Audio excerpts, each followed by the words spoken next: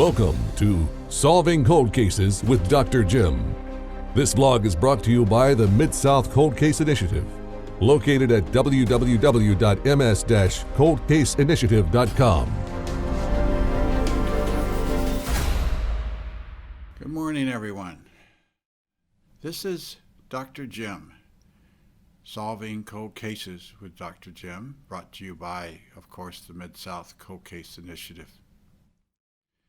I did a trailer or introduction to you in the previous video, and I told you then that what I needed to do was to help you try to understand a little bit about how did we get into this predicament of 262,000 plus unsolved murders since 1980. A cold case crisis is which it's been labeled, and that's where we are. So there's a lot to be learned from this. I'm not going to get into the sociological issues, the lack of education, the poverty levels, fathers not being home, all these kinds of things that we hear about in the news all the time and other researchers. That's not what I'm looking at. I don't have the answer to that. It's a combination of them probably if you want to get to causation. But what I'm really interested in is trying to set the stage or as to why there's so many unsolved murders in our country today and why those numbers are rising so significantly each day, each week as we progress through our society and time. So I'm going to do this. It's going to be a little bit about data, and I'm going to show you a couple of things, and I'm going to pop up on your screen some tables, a couple of tables, and so you can look at what I'm talking about, so you can sort of get a visual of what I'm actually speaking to. The first item is going to be this right here. And what we're saying here is this exactly.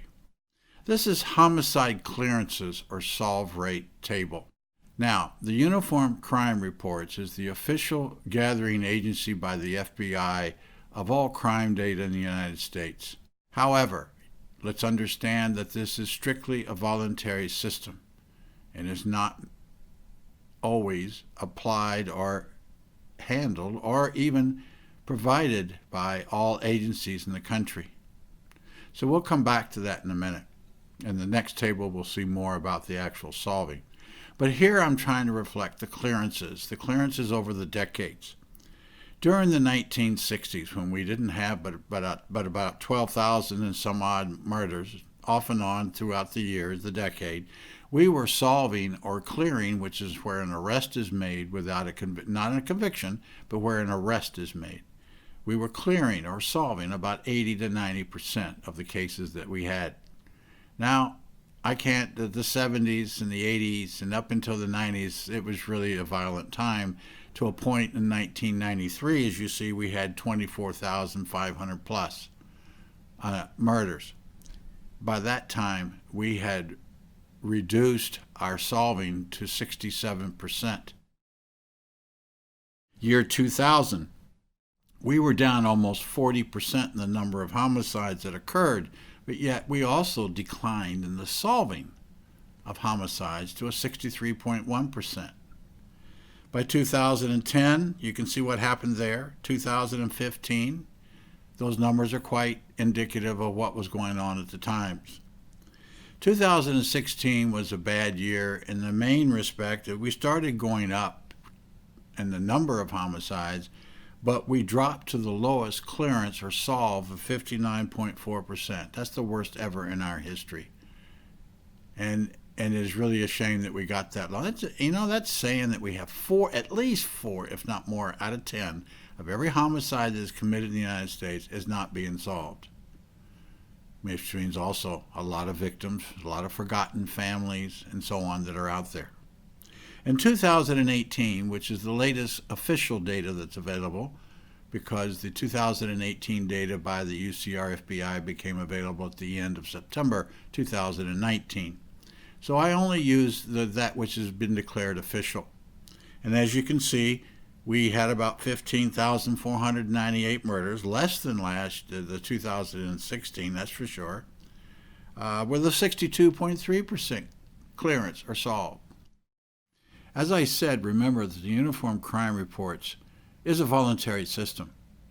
The data that I use today, which has been validated throughout by others, is in it because it's easier to use, is a website called murderdata.org, which is the Murder Accountability Project.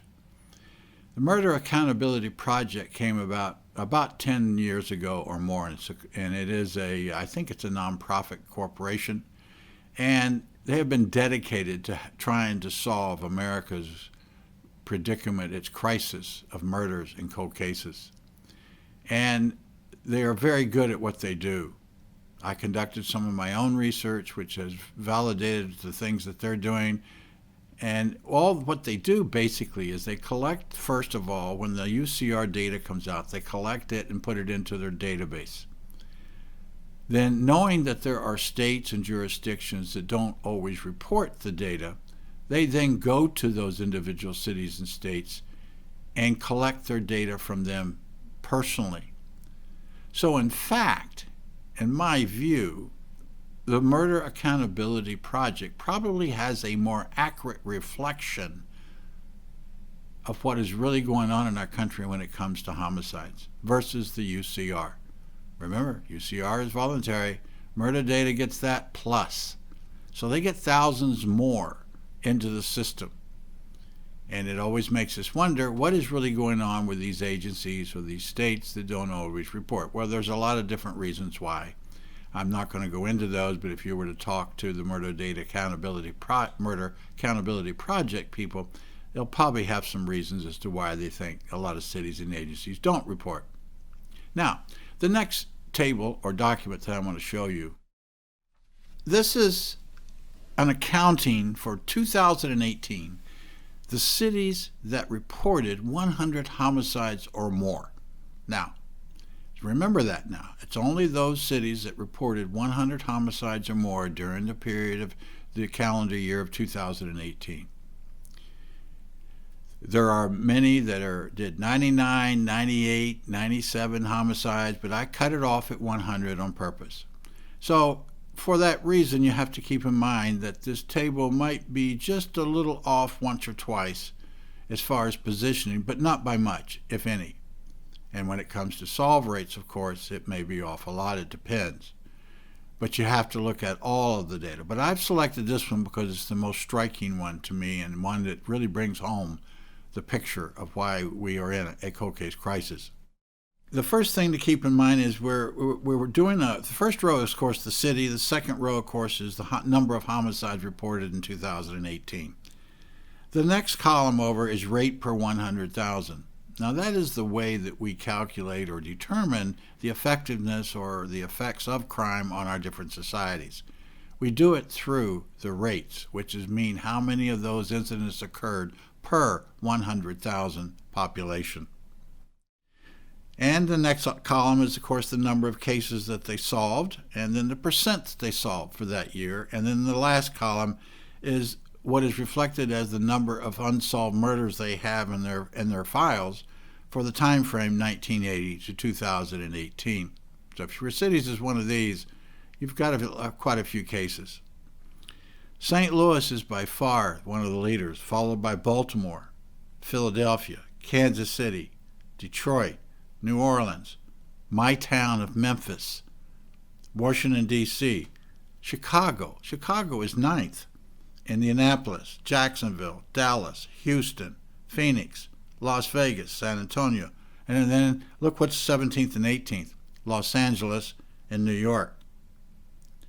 Now, there's a problem with part of this, as you'll notice when you look at the number of homicides that were unsolved. New York really, and along with Los Angeles, have a very high significant number. But you'll also notice when you look at Chicago, there's none listed. The reason is that for quite some time, maybe even decades, while Chicago may have reported the number of incident of homicides, they have not, and still have not, reported to the Uniform Crime Reports the number of cleared cases. So let's put that down for a minute and talk about it a little further.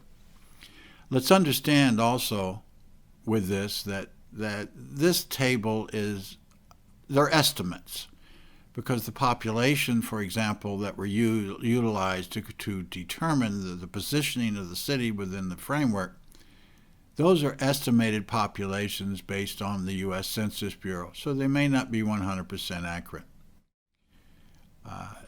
When we see cities like Chicago having such a high rate of homicide not reporting clearances, that's a little bothersome, but I would suspect that they're really have a problem on their hands, and I would suspect their clearances are probably very low and they just don't want to talk about it.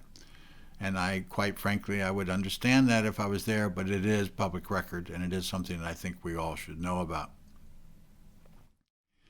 The other thing is that not too long ago, a couple of months back, I think December maybe of 2019, Attorney General Barr set up a program of combating violent crime and was offering funds and the availability of manpower to the federal government to combat violent crimes. He named 7 cities. Interestingly enough, Albuquerque was there, and I was a little surprised at that, but I haven't really looked at Albuquerque's figures. But Baltimore was definitely in the mix, all right? So was Kansas City, if I believe correctly. And of course, my city of Memphis was in the mix. And there is no doubt that there are some issues in all of these cities that I've listed. And Memphis was 6th in 2017 for the most homicides per capita, and they're 7th.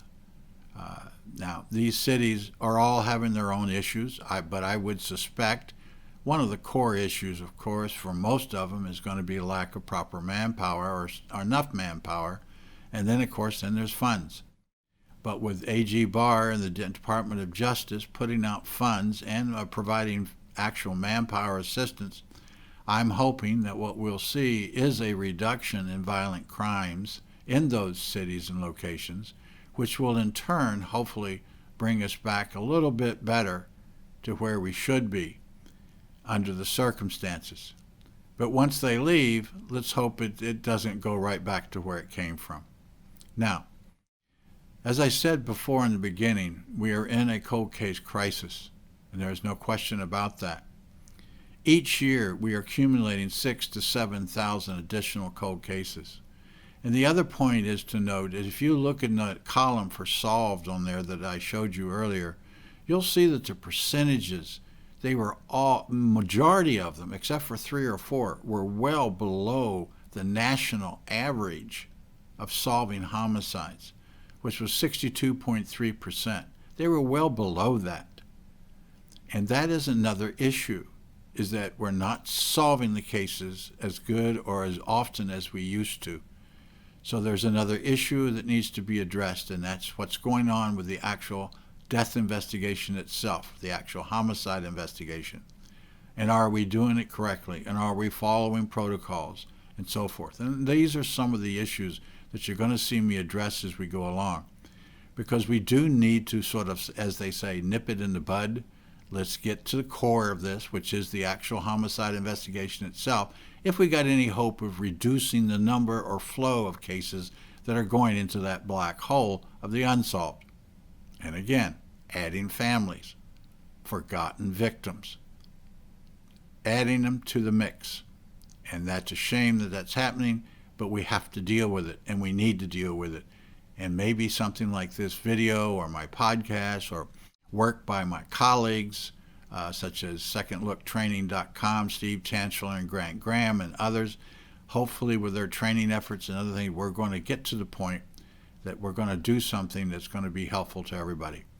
My objective is to educate you so that you'll have a better idea, and if you have any questions or you have a burning desire to talk, please, at the end of this video, you'll see how to get a hold of me through either email or by telephone. I appreciate your time. I'll be returning to you shortly with additional information about solving cold cases with Dr. Jim. Thank you. For more information about solving cold cases, email Dr. Jim at jimadcutt@ms-coldcaseinitiative.com or call 901-468-6100.